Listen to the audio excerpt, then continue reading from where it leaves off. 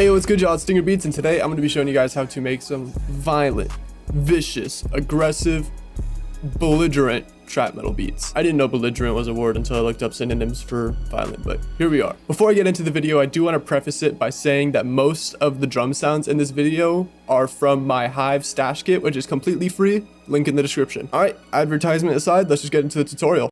Just as a little editor's note, I'm sorry about the buzzing in the vocals. I did pretty much all I could to try to take it out, but it wasn't really working, so sorry about that. So the first part of a trap metal beat is obviously some metal guitars. So here I have Omnisphere, but there are a lot of free electric guitar plugins that work very well, such as Shreddage, which is a contact bank. And FL Flex, surprisingly, has some good electric guitar sounds if you throw Guitar Rig on it and know how to mix it well. There's some pretty good stuff in there. I used to use it for my trap metal beats, but for today we're using Omnisphere. For trap metal beats, I like to base the melody off of notes that are one away from each other on the scale because it gives it a dark, grimy sound. And you don't really want to get...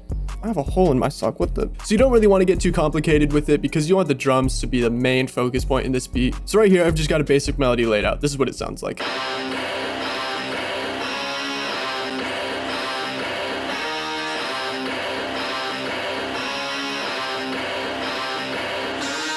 And you want to be sure to include some kind of rhythm that mimics strumming of a guitar. This isn't the most realistic guitar sound, but adding that rhythm kind of adds to the impression of realism.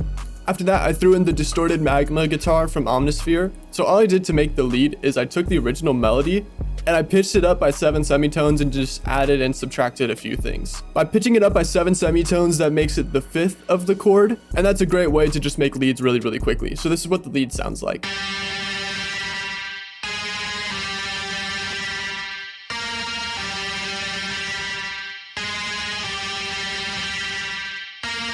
And on that lead, I have an EQ taking out the low ends, a reverb, another EQ to take out the low ends because there was still some more. Pretty fast distortion on the A panel turned down to 24%, and Guitar Rig on the Slip Mat preset. Guitar Rig is a very, very underrated free-ish plugin for electric guitars or any kind of guitar effects. I say free-ish because most of the sounds go away within 30 minutes, but as long as you render it, it's pretty much just Guitar Rig. Next, I've got another lead from Omnisphere. This is the PRS lead guitar B. I just copied over the other lead just to give it some more dimension. This is what it sounds like.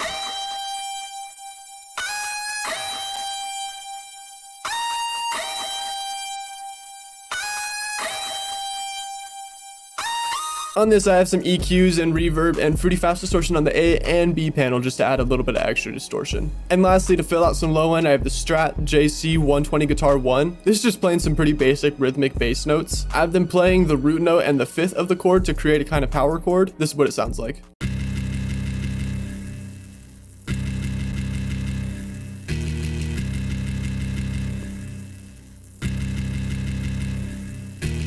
And yet again, that isn't the most realistic guitar sound ever, but it adds the impression of realism since I'm adding more rhythm. On this, I have a couple instances of fast distortion, and I also have wider to stereo separate it a little bit. And the last little aspect of the melody is this automation clip automating the pitch of the main guitar. I did this to kind of make it sound like fingers sliding down a fretboard, but it didn't really come out like that. But it still sounded cool, so I just kept it. This is what it sounds like. So this is what the melody sounds like all together. I had to render it out because A, I have Guitar Rig on one of them, and B, 4 instances of Omnisphere is a recipe to just crash your computer. So here it is.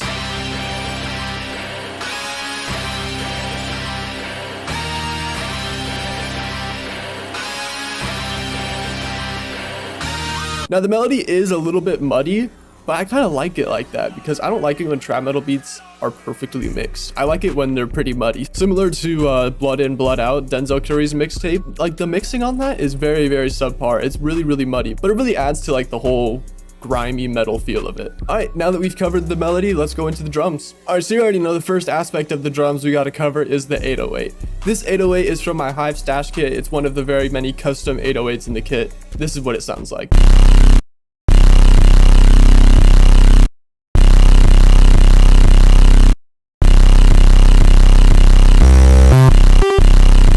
So for trap metal 808s, I like to cut it out when the snare hits sometimes. That way it's just not continuous low end. There's a little bit of suspense and relief. I also like throwing in these higher octave notes just to give it a more chaotic feel. This is completely optional for trap metal beats, but I like there to be a whole lot going on. You could definitely make it stupid simple and it'll still sound great, but just doing this draws more attention to the drums and makes it a little bit more chaotic. All right, next I've got a second 808 pattern playing on the second part of the chorus. I do this just to give it a little bit more diversification and really capture the listener's attention. This is what it sounds like.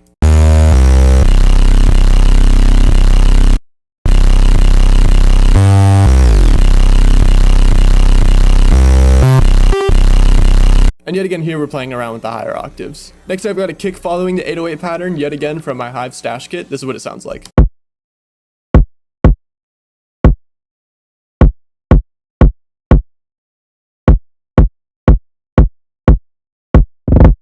The only really interesting side note about this kick is this little kick roll. I've noticed that a lot in City Morgue's beats and also scarlxrd type beats. I don't really care for scarlxrd that much, but I really like scarlxrd type beats. So I just thought I'd throw this in just to make it a little bit more interesting. Next, we've got a nice little snare. I like using snares more than claps in trap metal beats because they just add a little bit of punchiness that claps really don't provide. This is what it sounds like. I've also got that layered with this snare, which is also playing some accent notes. This is what that sounds like.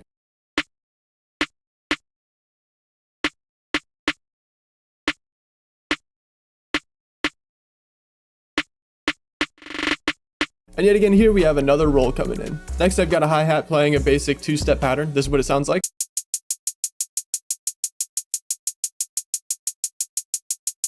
Next, I've got this open hat hitting on the downbeats and also at some points where the kick hits just to emphasize it a little bit more. This is what it sounds like.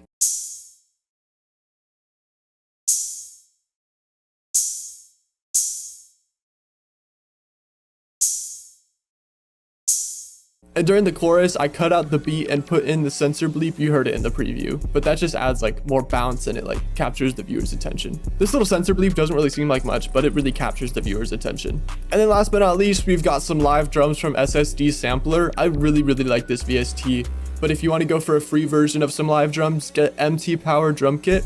I used it a whole lot before I got SSD Sampler, and it's pretty good if you know how to mix drums well. So this is what the live drums sound like.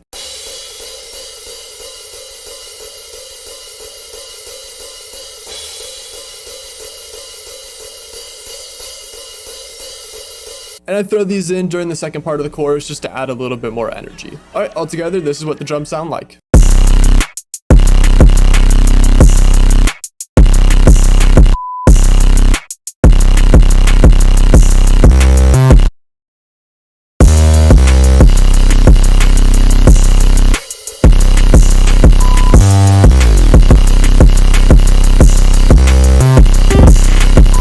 Alright, now next let's cover some transitions. So to transition from the intro into the chorus, I have this little drum fill yet again from SSD Sampler. This is what it sounds like.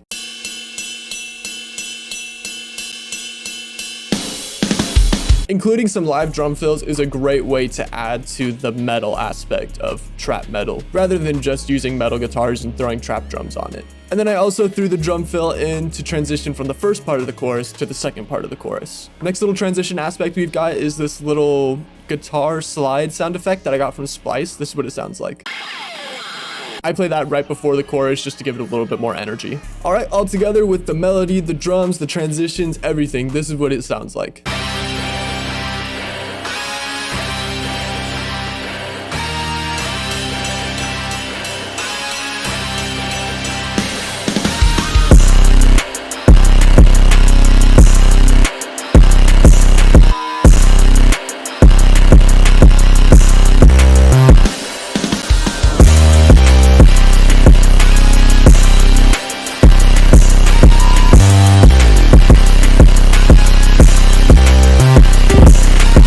And that's the kind of intro into chorus you want to have to really grab the listener's attention. I know I've said that a lot in this tutorial, but it's really integral to capture the listener's attention, especially if you're doing a saturated market for beats like this. There's a lot of trap metal beats out there, so you really want to differentiate yourself. So that's really all I want to cover in the beat besides this one little arrangement trick that I've been doing in every single one of my beats. So here we have, you know, the intro, the chorus, and then it transitions into the verse. So here's the first 8 bars of the verse, here's the next 8 bars, and then here's the last 8 bars of the verse. verse. For this third portion of the verse, I always like to differentiate something with the drums, whether it be, you know, the kick, the snare, something like that. But today I decided to toy around with the 808 a little bit. So all I do is drag the original 808 pattern and make some basic tweaks and adjustment just to noticeably make it different. This is what it sounds like.